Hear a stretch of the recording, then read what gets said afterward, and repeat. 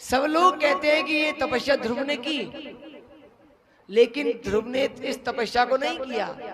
ये तपस्या की है ध्रुव जी की माता सुनीति ने। जिस दिन से बालक जंगल में गया उसी दिन से सुनीति ने और अन्न जल त्याग करके भगवान के चरणों में गिर गई कि अरे प्रभु, मेरे पुत्र को अति शीघ्र दर्शन देना। अब इधर प्यारे भक्तों, ध्रुव जी लौट करके आए, मौसी को दर्शन दिए, मैया के पास में गए और उत्तानपाद राजा ध्रुव जी को फिर से और दिल्ली का राजा बना करके अब दोनों रानियों को लेकर के जंगल में भगवान का भजन करने के लिए निकल गए। अब सुखदेव जी कह रहे हैं कि परीक्षित, आगे चल करके अब ध्रुव जी के वंश में एक राजा हुए जिनका नाम है अंग। अंग के जाके बैन हुआ। ध्रुव जी ने 36,000 वर्ष तक तो इस राज्य पे राज किया और 36,000 वर्ष जब पूरे हो गए तो ध्रुव जी को लेने के लिए बैकुंठ से भगवान का विमान आया कि अरे ध्रुव, विमान में बैठो और बैकुंठ के लिए चलो। ध्रुव जी विमान में बैठ करके मद आ गया, कहने लगे अरे देखो मेरी भक्ति, आज मुझे बैकुंठ मिलेगा। उसी समय पार्षदों ने और ध्रुव जी के विमान को रोक दिया। कहने लगे ध्रुव, बैकुंठ जाते समय अगर किसी को मद आ जाए, घमंड आ जाए, क्रोध हो जाए तो वो बैकुंठ नहीं जा सकता। तुमने इतना भजन किया लेकिन तुम्हारा भजन अघारत हो गया, अब तुम्हें बैकुंठ नहीं मिलेगा। तुम बैकुंठ के द्वार पे खड़े हो जाओ। और आज भी जो हमारी शादी विवाह होते हैं उसके गवाह वही ध्रुव तारे के रूप में उत्तर दिशा में और ध्रुव जी को रोक दिया। अब ध्रुव जी के वंश में अंग नाम के राजा हुए, अंग के बैन हुआ। अब बैन कौन है समझने का विषय है। बैन ये शरीर है और इस शरीर के द्वारा जब अत्याचार होता है, पाप बढ़ता है, क्रोध होता है, उस समय सारी पृथ्वी और अपने अन्य जल औषधियों को छिपा लेती है, पृथ्वी दुखी हो जाती है। उस बैन राजा ने सभी के ऊपर अत्याचार करना आरंभ किया। एक दिन सप्तऋषि की मंडली अगस्त मुनि के साथ में और बैन के सामने पहुंचे। कहने लगे बैन, अरे तुम राजा हो और राजा अत्याचार नहीं करता है, तुम सारी प्रजा के भगवान हो। बैन कहने लगा कि मैं भगवान, तो मुझे समझाने वाले तुम कौन होते हो। और उसी बैन ने अगस्त मुनि को तरह तरह की गालियां देने लगे। अगस्त मुनि ने देखा और क्रोध अग्नि से बैन को देखा तो बैन जल करके राख हो गया। सभी देवता लोग कहने लगे अरे महात्मा जी, अब ये बैन मर जाएगा तो ये सारी पृथ्वी किसके सहारे रहेगी, पृथ्वी के जीव कहां रहेंगे। अगस्त मुनि ने कहा कि चिंता ना करो और बैन के शरीर को उठा करके कढ़ाई में डालो, इसका मंथन आरंभ करो। समझने का फिर विषय है, हमारे शरीर का जब मंथन होता है तो इस मंथन करने से सबसे पहले शरीर के अंदर से कालकूट प्रकृतियां, बुराइयां, छल कपट एक काले कलूटे जीव के रूप में उत्पन्न हुआ। और उसी समय अगस्त मुनि कहने लगे कि अरे निषाद बैठ जाओ, अर्थात निषाद जाति की उत्पत्ति हो गई। और वो निषाद कहाँ रहने लगे कि जाओ गुजरात के क्षेत्र नवाड़ियागंज, बेड़ियापाड़ा, अंकलेश्वर, दाहोद, रतलाम, झगड़िया इत्यादि क्षेत्रों में और उन भीलों को भेज दिया। आगे उसी बैन का मंथन फिर किया गया तो उस बैन के शरीर से एक जीव उत्पन्न हुआ जिसका नाम है पुरंजन। अब देखिए कथा समझने की, ये पुरंजन क्या है। ये पुरंजन भागते भागते अपने मित्र से बिछड़ जाता है और मित्र से बिछड़ करके इस संसार रूपी सागर में गिर जाता है। पुरंजन अपना मित्र कौन है? परम पिता परमात्मा। और परमात्मा से बिछड़ करके जो कुएं में गिरा तो इसके हाथों में एक जीवन की डोरी लग जाती है। ये डोरी क्या है? ये डोरी इसकी जिंदगी होती है। ऊपर देखता है तो दो चूहे काले और सफेद इसके जीवन को काटने में लगे हुए हैं। इसकी जिंदगी की रस्सी पल पल क्षण क्षण करती हुई जा रही है। नीचे देखता है तो काला कलूटा अजगर इसकी प्रतीक्षा कर रहा है कि कब ये गिरे, कब मैं इसे खा जाऊं। इधर प्यारे भक्तों, ये जीव एक रस्सी को पकड़ के लटकता है तो उस रस्सी के बीच में एक मधुमक्खी का छत्ता लगा हुआ। उस छत्ते को क्या कहते हैं? वो छत्ता होता है हमारा गृहस्थ आश्रम। ये जीव गृहस्थ आश्रम में फंस करके अपनी मृत्यु को भूल जाता है।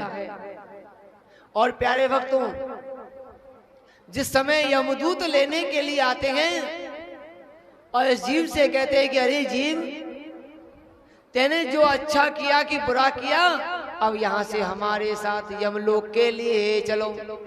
इस जीव को ले जाते समय और ये जीव आकर के हाथ जोड़ के कहता है कि अरे प्रभु, मुझे 2 मिनट का समय और दे दो। मैंने जीवन भर पाप किया, लेकिन अब मैं परिवार को एक बात बताना चाहता हूँ। इस परिवार से मिलने के लिए मुझे 2 मिनट का समय चाहिए। और वो जीव यमदूतों से क्या कहता है? यमदूतों से कहता है, उस संतो स्वर्गासु आयो है संदेश बुलावो आयो राम को।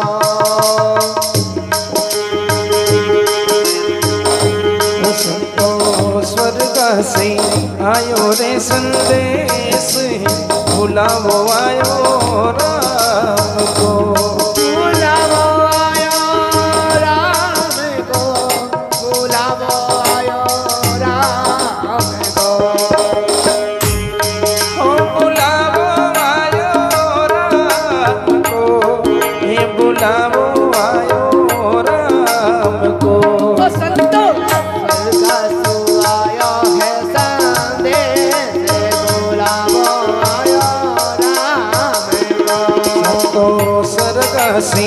आयो रे संदेश बुलावो आयो राम को।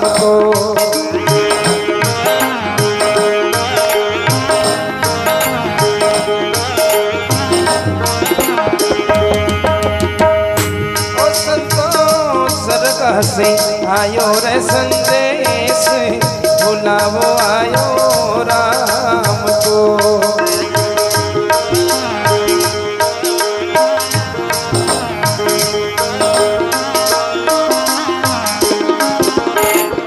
एक मिनट प्रभु माने दीजो करो बेटा से बात। एक मिनट प्रभु माने दीजो करूं बेटा सुबात। एक मिनट प्रभु माने दीजो करो बेटा से बात। एक मिनट प्रभु माने दीजो करो बेटा सुबात। जिस समय अंत समय में जा रहा है, लेकिन उस समय परमात्मा का ध्यान नहीं किया। कहने लगे प्रभु 2 मिनट का समय दे दो, मैं अपने बेटों से बात कर लूं। और क्या बोला? 2 मिनट प्रभु माने दीजो करो बेटों से बात। 2 मिनट प्रभु माने दीजे करो बेटा से बात। दिविला माही कहना दया है, दिविला माही कहना।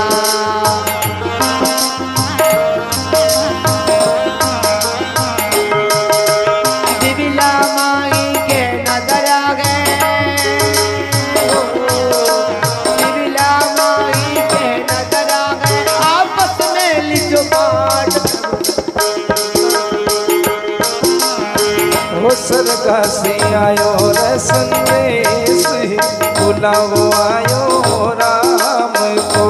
स्वर्ग से आयो है संदेश बुलावो आयो राम को। हे बुलावो आयो राम को, हे को संता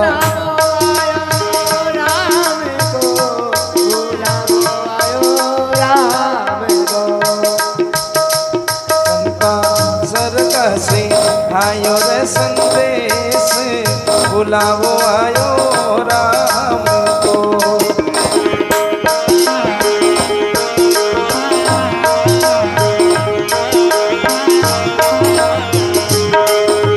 दो मिनट प्रभु माने दे दो करो बहुआ सेवा।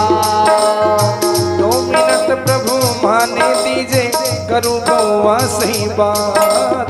2 मिनट प्रभु माने दीजो करो बहुआ सेवा।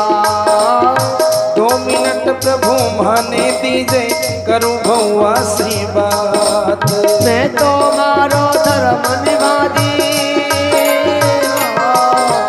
मैं तो मारो धर्म निभादी, बात के रख जो परिवार बुलावो आयो राम को। मैं तुम्हारो धर्म निभा दी, अरे बांध के रख जो परिवार बुलावो आयो राम को। संता स्वर्ग से आया है संदेश बुलावो आयो राम को। संता स्वर्ग से आयो रे संदेश बुलावो आयो राम को।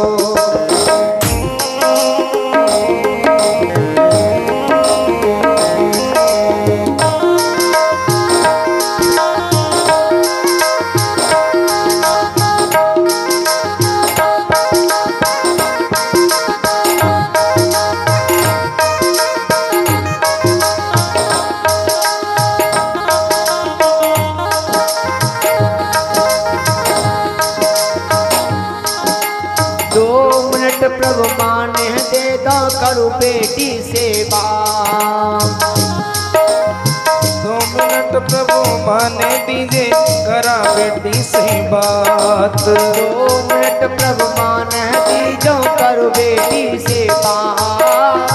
2 मिनट प्रभु माने दीजे करा बेटी से बात। मेरे मेरे मन में रह गई, मेरे मन में रह गई, पीरो भरे को बात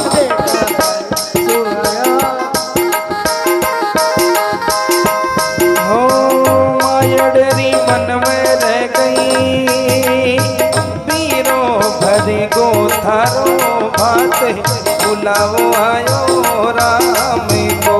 संतो स्वर्ग से आयो है संदेश बुलावो आयो राम को। संता स्वर्ग से आयो रे संदेश बुलावो आयो राम को।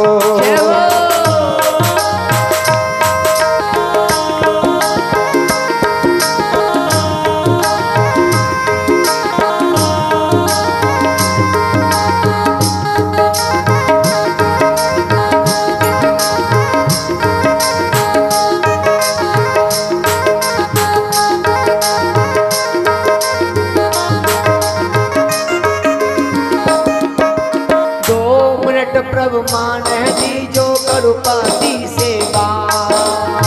2 मिनट प्रभु माने दीजो करुपति से बात।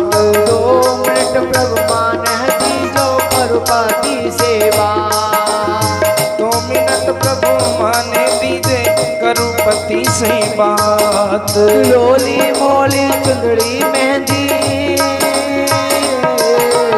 लोली मोली चुंदड़ी मेहंदी, मोदस पर तो आया राम को। अरे रोड़ी मोड़ी चुनड़ी मेहंदी, मोदा से भर दो मारी माँ दे बुलावो आयो से संता स्वर्ग से आयो रे संदेश बुलावो आयो राम को।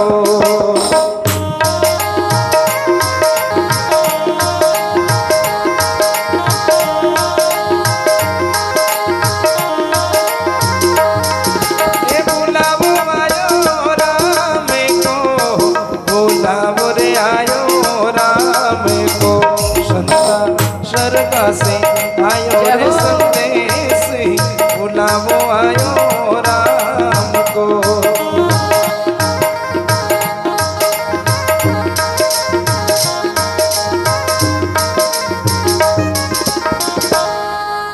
दो मिनट प्रभु माने दीजो करू पोता से बात। 2 मिनट प्रभु माने दीजे करूं पोता से बात। 2 मिनट प्रभु माने दीजो करू पोता से बात। 2 मिनट प्रभु माने दीजे करूं पोता से बात। दादी जी तो स्वर्ग चाले हो, दादी जी तो स्वर्ग चाले कुंतल डाली नाड़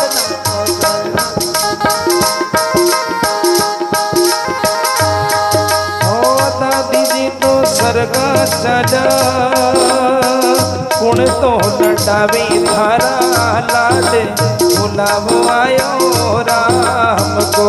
स्वर्ग सो आयो है संदेश बुलावो आयो राम को। बुलावो आयो राम को, बुलावो रे आयो राम को। संता स्वर्ग से आयो रे संदेश बुलावो आयो राम को। तो स्वर्ग सो आयो है संदेश बुलावो आयो राम को। बुलावो रे आयो राम को। बुलावो आयो राम को। बोले वृंदावन बिहारी लाल के।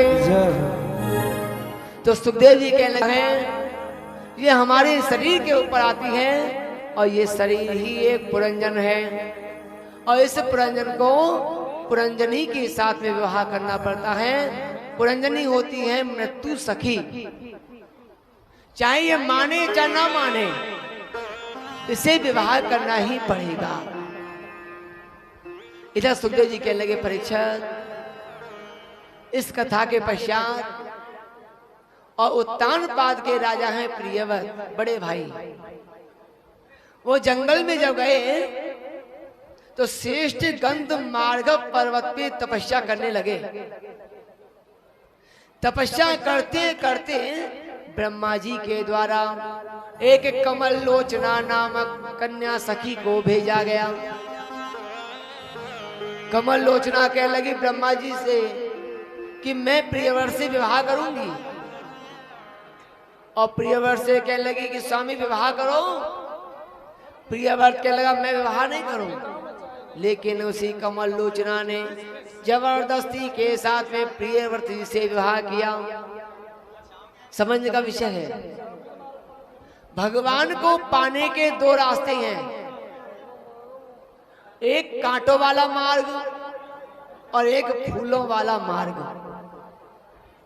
कांटों वाला मार्ग तो है संत बन जाओ, महात्मा बन जाओ, सन्यासी हो जाओ, तपस्या करो। और फूलों वाला मार्ग कौन सा है? फूलों वाला मार्ग है गृहस्थ आश्रम। सबसे बड़ा अगर भगवान को पाने का रास्ता है तो वो होता है गृहस्थ आश्रम। लेकिन गृहस्थ आश्रम भोग के लिए नहीं है, योग के लिए बताया है। और इसी गृहस्थ आश्रम में प्रियव्रत जी ने जब विवाह किया तो सुखदेव जी कह रहे हैं, प्रिय व्रतो ये भांगवता आत्मा रामं प्रथमुने गृह रमतायन मूलयो कर्मबंध परायण। देखिए गृहस्थ आश्रम बनाया है दान करने के लिए।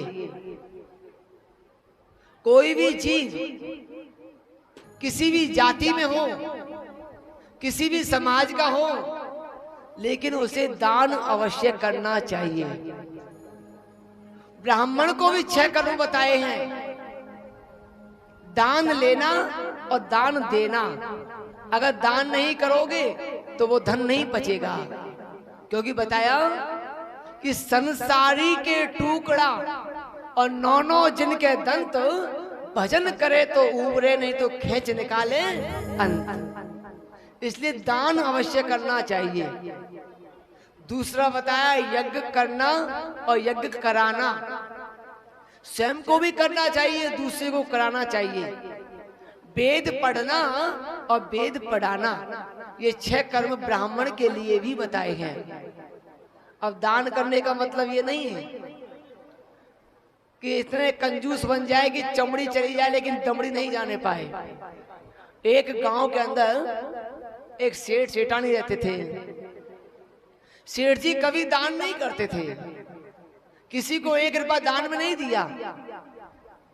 तो एक दिन सभी गांव के लोगों ने विचार किया कि अरे हमारे गांव के देवता हैं, उन्हें गंगा स्नान कराएं। एक व्यक्ति को गंगा जी जाना पड़े। सभी गांव वाले चले और सेठ जी के दरवाजे पे पहुंचे। कह रहे सेठ जी, अरे गांव के देवताओं को गंगा जी लेके चल रहे हैं, तो आपको भी चलना है। सेठ जी कहने लगे भैया देवे लेवे को कछु ना है, क्योंकि चाहे चमड़ी गंगा जी में मिलती है। 2 जाति कौन सी है, एक तो पंडा और एक बंदर। ये काऊ के बाप पे ना छोड़े। सेठ जी ने देखे कि अरे सामने पंडा खड़े हैं। सेठ जी कह लगे देवी यहाँ नहीं नहाएंगे, चलो गंगा के किनारे किनारे चलते हैं। और सेठ सेठानी गंगा के किनारे किनारे किनारे किनारे बहुत दूर निकल गए। देखा कि यहाँ कोई पंडा भी नहीं है और यहाँ कोई मरकट बंदर भी नहीं है। अब यहीं पे स्नान बनाएंगे। सेठ सेठानी ने वस्त्र खोले, सेठ जी उस गंगा में प्रवेश किया और पहली डुबकी लगाई। गंगा से बाहर निकले तो सामने देखो कि पंडा। सेठ जी भाई समय पानी पानी हो गए गंगा जी में, फिर डुबकी लगा लिया। अब सेठ जी गंगा से बाहर नहीं निकले। 1 मिनट हो गया, 2 मिनट हो गए, 3 मिनट हो गए। भगवान कहने लगे अरे सेठ जी बाहर निकलो, लेकिन सेठ जी तो पानी पानी। भगवान कहने लगे अरे सेठानी तुम्हारे स्वामी से कहो कि गंगा से बाहर तो निकले, देने लेने को अभी नहीं है तो मेरे भाई खाते में लिखवा देना, लेकिन बाहर तो आओ। सेठ जी कहने लगे हाँ ये सही रहेगा। और सेठ जी गंगा से बाहर निकले, कहने लगे पंडा बाबा ऐसा करो तुम्हारी बही में 11 रुपया लिख लो, तो भाड़ो लग जाएगा। सो कोई ना आते। और सेठ जी 11 रुपए लिखा करके अपने गांव के लिए वापस चले आए। अब धीरे धीरे समय और निकला तो ये पंडान को जब भी चक्कर लगे सो चले आए। तो वही भगवान सेठ जी की परीक्षा लेने के लिए एक दिन सेठ जी के गांव में ही और पंडा को वेश बना करके चले आए। सेठ जी बाजार में सब्जी खरीदने गए। मंडी में पंडा को देखा तो सेठ जी पंडा को देख करके सब्जी छोड़ के भाग गए और भागे भागे अपनी सेठानी के पास में। कहने लगे सेठानी अरे वो पंडा आ गए हो। सेठानी कहने लगी कोई बात नहीं, तो 11 रुपया दे दो, क्या फर्क पड़े कि ना देवी कतई नहीं दूं, जाऊं तो जावे दे। और देवी एक काम जरूर करियो। जी मर गए। अब पंडा बाबा पूछते पूछते और सेठ जी के दरवाजे पे सेठानी ने धोती डाली, जोर जोर से रोवे लगी, मेरे स्वामी चले गए, स्वामी चले गए। भगवान कहने लगे अरे मेरे आने से पहले और मेरे यजमान चलो गए हो, लेकिन कोई बात नहीं है, मैं इतनी दूर से आया हूं तो कम से कम यजमान को दहा क्रिया कर्म तो अपने हाथन से कर तो जाऊं। पंडा बाबा बैठ गए। सुखदेव जी कहने लगे कि परीक्षा सभी बच्चों से कहा कि बच्चों कफन काठी को इंतजाम करो। सेठानी आगे बढ़ी, फिर धोती उठाई, कह रहे स्वामी अब तो 11 रुपया दे दो, जावे को समय हो गयो। पंडा कहने लगे कतई नहीं दूं, देवी जाऊं तो जाने दे। और सेठ जी ने मना कर दिया। अब सेठ जी को बांध करके शमशान भूमि में ले जाने लगे तो सेठानी ने फिर धोती उठाई कि अरे स्वामी अब तो बिल्कुल जा रहे हो, 11 रुपया दे दो। कि नहीं देवी कतई नहीं दूं। और सेठ जी को ले जाकर के शमशान भूमि में 4 पाई पे ऊपर से लकड़ियों पे लिटाया गया। अब सेठ जी जैसे ही अग्नि सेठ जी को लगाने लगे, फिर जाके दिए। उनके बच्चों ने कहा कि पिताजी अब तो दे दो। कि नहीं बिल्कुल नहीं दूं, जाऊं तो जावे दे। वही समय भगवान चतुर्भुज रूप धारण करके प्रकट हो जाते भाई। कहने लगे सेठ जी मैं किसी का दिया हुआ नहीं रखता हूं, जो मेरे लिए 11 रुपए देता है मैं उसके लिए भंडार खोल देता हूं। जो मेरे लिए आकर के दर्शन करता है मैं उसके सारे दुख दूर कर देता हूं। सेठ जी अगर तुम्हारी तरह कंजूस बने तो ऐसा ही होना चाहिए कि चमड़ी चली जाए लेकिन दमड़ी ना जाने पाए। बोले वृंदावन बिखारी लाल की। और क्या कहते हैं, ना राम ना भरी जवानी में, तू डूब के मर जा रे चुल्लू भर पानी में।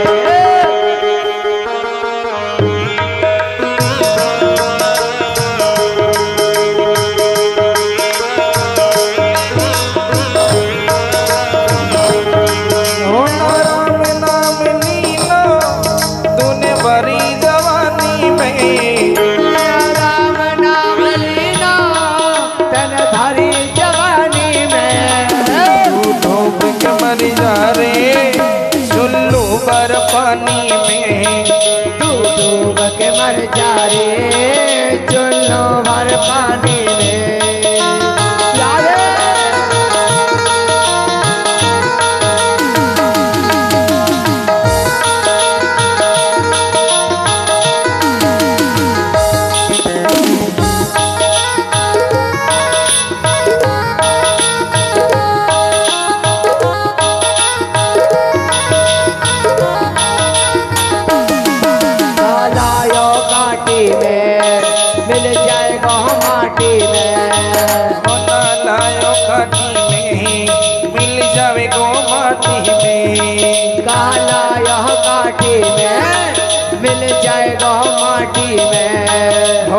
लायो काठी में मिल जाए गो माटी में। एक दिन काया तेरे कस जाएगी काठी में। एक दिन काया तेरी कट जाएगी काठी में। पानी को बबूला में, ओ पानी को बबूला है, पानी में मिल जाएगा। मर जा रे चुल्लू भर पानी में। पानी को बबूला है मिल जाएगा पानी में। तू डूब के मर जा रे चुल्लू भर पानी में। तू डूब के मर जा रे चुल्लू भर पानी में।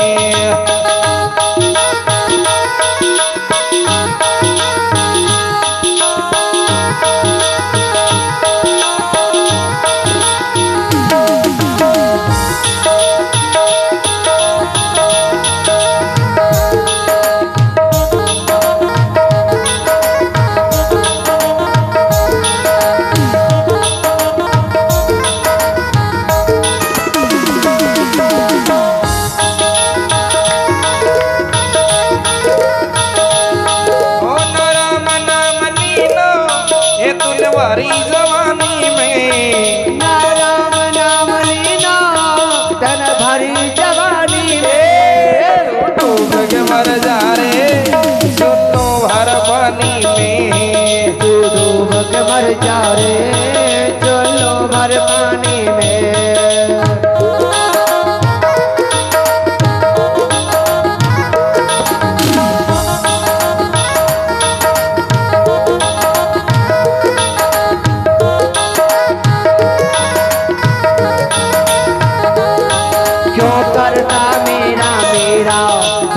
कुछ भी नहीं है तेरा। क्यों करता मेरा मेरा यहाँ कुछ भी नहीं है तेरा। क्यों करता तेरा मेरा यहाँ कुछ भी नहीं है तेरा। क्यों करता मेरा मेरा यह कुछ भी नहीं है तेरा। एक दिन होगा भैया तेरा मरघट में डेरा। एक दिन होगा भैया तेरा मरकट में डेरा। कुछ कमाए के ले जा रे ओ कछु कमा के ले जा रे। ऐसी जिंदगानी में डूब के मर जा रे चुल्लू भर पानी में। डूब के मर जा रे चुल्लू भर पानी में।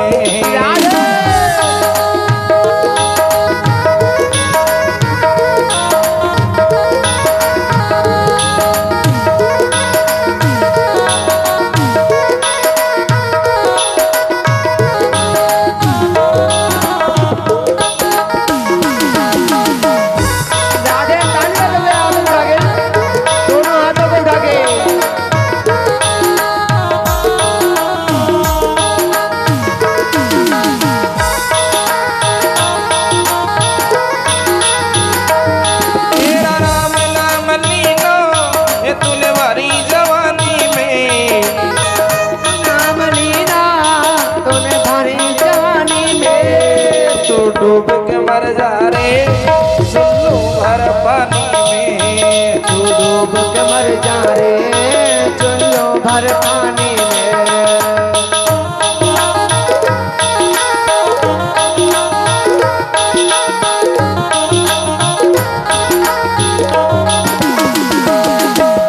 सच्ची भक्ति है भक्ति में शक्ति है।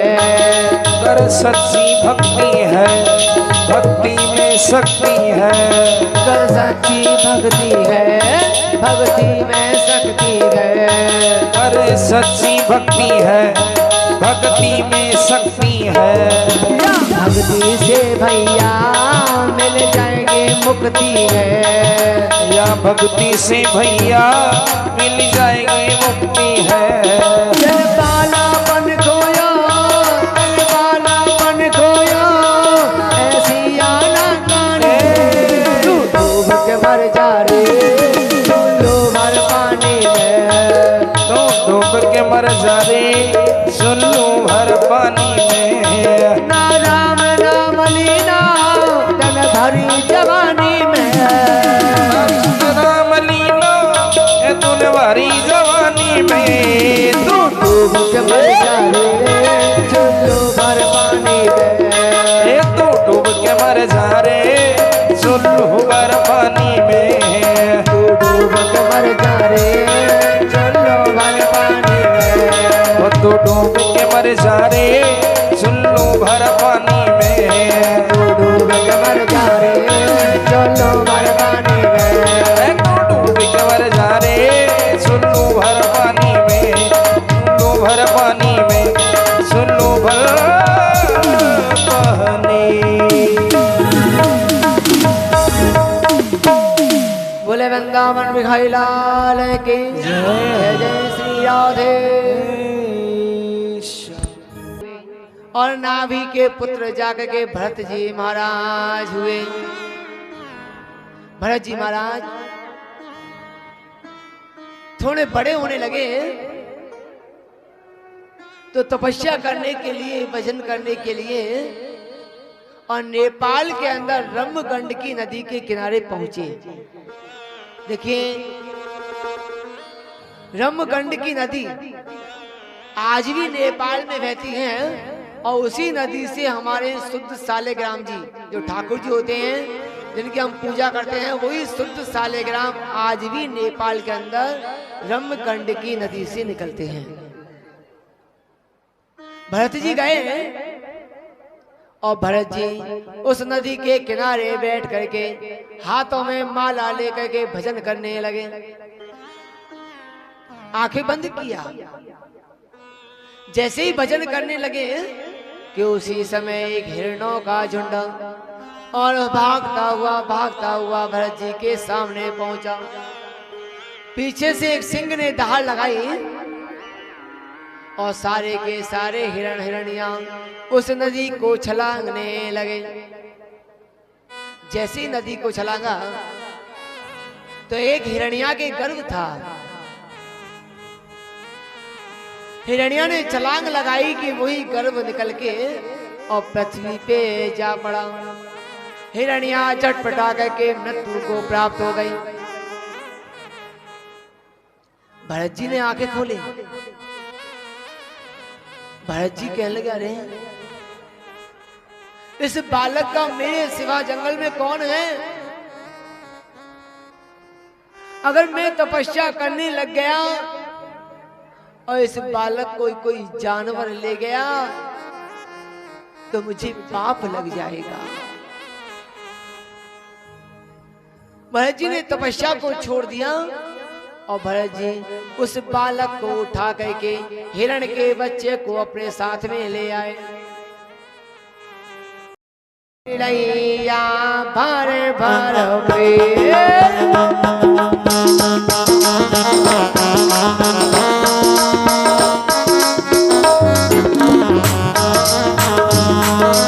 राम जी की चिड़ैया राम जी को के चुगोरी चिड़ैया भर भर पेड़। राम जी की चिड़िया राम जी का खेत चुगोरी चिड़िया भर भर पेट। चुगोरी चिड़ैया भर भर पेट। चुगोरी चिड़ैया भर भर पेट। राम जी की चिड़ैया राम जी को खेत चुगोरी चिड़ैया भर भर पेट।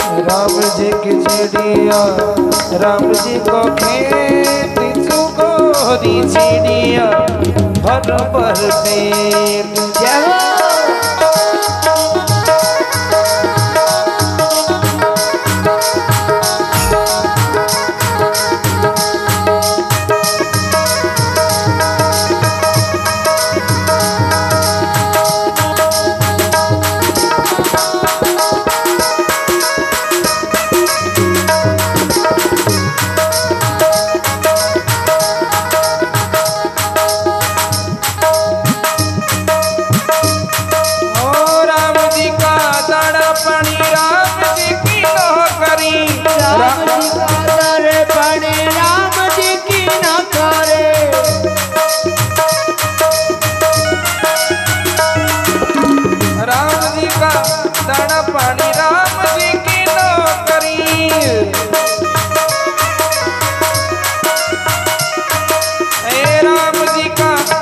छोरी राम जी की चाकरी। राम जी का छोरा छोरी राम जी की चाकरी। राम जी की चिड़िया राम जी को भेंट चुगो चिड़ैया भर भर पेट। राम जी की चिड़िया राम जी को खेत चुगोरी चिड़ैया भर भर पेट।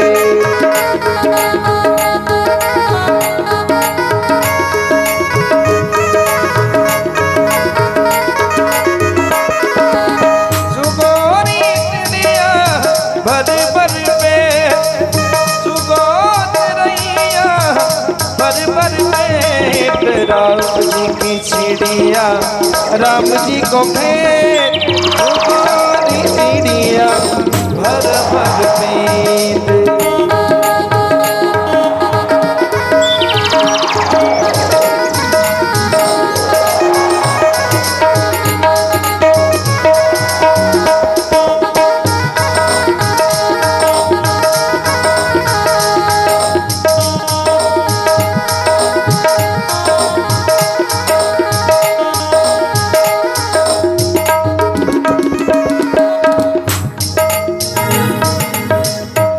बोले वृंदावन बिहारी लाल के जय जय श्री राधे।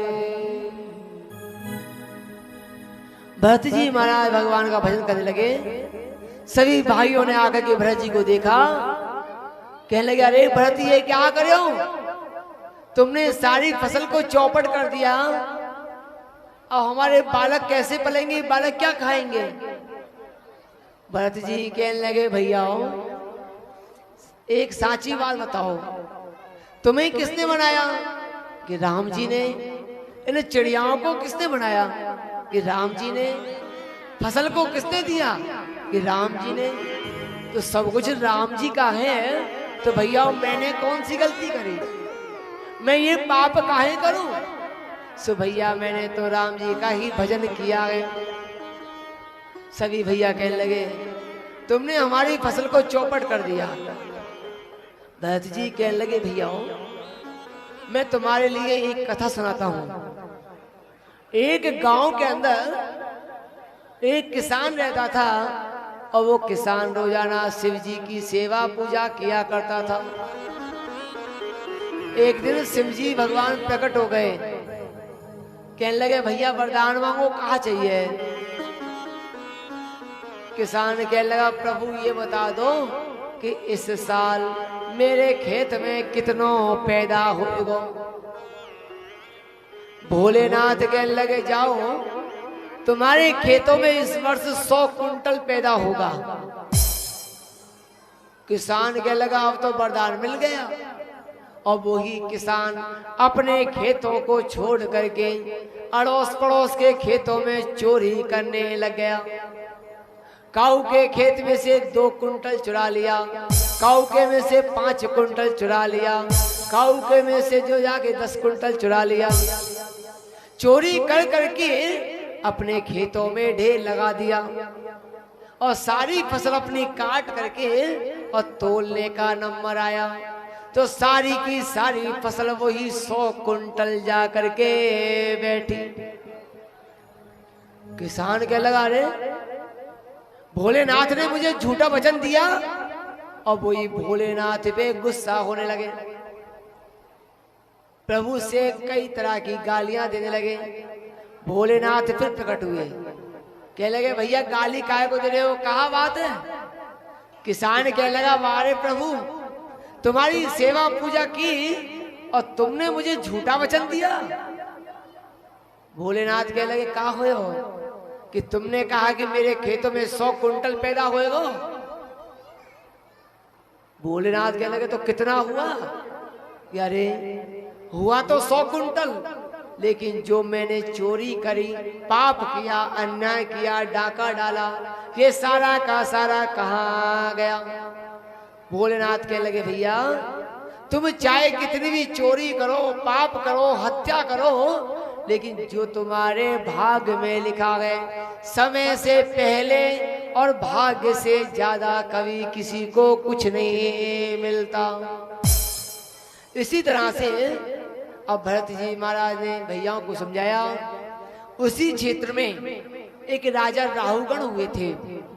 वो राजा राहुगण रोजाना पृथ्वी का भ्रमण करने जाते, अपनी पालकी में 4 कहारों को लगाते। तो एक दिन एक कहार बीमार पड़ गया। राजा ने कहा कि कहारों कहाँ गए हो, हमारी पालकी को लेके चलो। तीनों कहार कहने लगे महाराज एक कहार बीमार पड़ गया कि जाओ गांव में चले जाओ, कोई हट्टा कट्टा व्यक्ति हो उसे ले आओ। और राजा राहुगण की पालकी में और जड़ भरत जी को ला करके जोड़ दिया। जड़ भरत जी उस पालकी को उठा के चले, लेकिन उनका मन परमात्मा में लगा हुआ। वो देखते हैं कि मेरे नीचे कोई चींटी नहीं आ जाए, कोई जीव हत्या नहीं हो जाए, नहीं तो मुझे पाप लग जाएगा। और 3 कदम देख करके फिर उछल के पालकी को उठा के चलते हैं। फिर 3 कदम देखा और जैसे ही उछल के पालकी रखा तो राजा राहुगण का सिर पालकी से टकरा गया। राजा कहने लगे भैया सही चलो। फिर भरत जी महाराज उछल के फिर पालकी को आगे चले तो राजा का सिर फिर टकराया और राजा कहने लगे रुको। और पालकी से नीचे उतर करके कह रहे तुमसे कितनी बार कह दिया कि सही चलो, अब तुम मेरे हाथों से मारे जाओगे। राजा ने तलवार निकाली और जैसे ही आज भरत जी को मारने लगे तो भरत जी कहने लगे राजा, अरे राजा तुम मुझे क्या मारोगे, जब तक मेरे जीवन की डोरी परमात्मा के हाथों में है, मुझे कोई नहीं मार सकता। और राजा, राम किसी को मारे नहीं, नहीं राम का काम, अपने आप जीव मर जात है, कर कर खोटे काम। राजा, तुम मुझे नहीं मार सकते। और उसी समय भरत जी महाराज राजा को उपदेश देने लगे। और क्या दिया? उनके लिए स्वर्ग नरक का वर्णन बताया। सुखदेव जी कहने लगे, परीक्षित, अब यहां से कथा आती है सुतल और बितल, स्वर्ग और नरक। नरक क्या है, स्वर्ग क्या है? तो नरकों का वर्णन करते हुए और 28 प्रकार के नरक बताए। उन 28 नरकों के अंदर हर जीव को भ्रमण करते हुए जाना पड़ता है। उन 28 नरकों में 5 नरक श्रेष्ठ होते हैं, कुंभीपाक, कामस्थ, लोमस्थ, श्रवणस्थ, और 5वीं आती है, वो आती है बैतरणी नदी। इन नरकों में किसको गिराया जाता है, कब गिराया जाता है? तो सुखदेव जी महाराज अब यहाँ कथा में नरकों का वर्णन लेके आ रहे हैं।